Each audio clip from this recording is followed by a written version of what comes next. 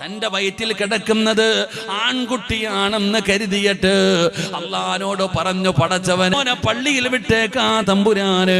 പക്ഷേ പ്രസവിച്ചപ്പോ പെൺകുട്ടിയായി പോയി.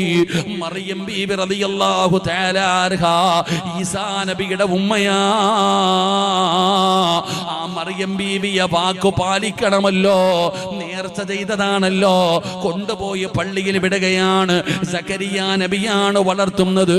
പള്ളിയുടെ മിഹ്റാബിലാണ് താമസിക്കുന്നത്. റബ്ബേ, ആ ചെറിയ പെൺകുട്ടിയുടെ മുമ്പിലേക്ക് സക്കരിയ നബി കടന്നു ചെന്നപ്പോ മറിയം ഇങ്ങനെ പഴം തിന്നുകയാ. എവിടെ നിന്നാണ് പഴം വന്നതെന്നറിയില്ല. സക്കരിയ നബി വാങ്ങിച്ചു കൊടുത്ത പഴമല്ല. പള്ളിയുടെ മിഹ്റാബിനകത്തിരുന്ന് പഴം തിന്നുന്ന ചെറിയ പെൺകുട്ടിയായ മറിയമിനെ കണ്ടപ്പോ സക്കരിയ നബി ചോദിക്കുന്നു, മോളെ മറിയമേ,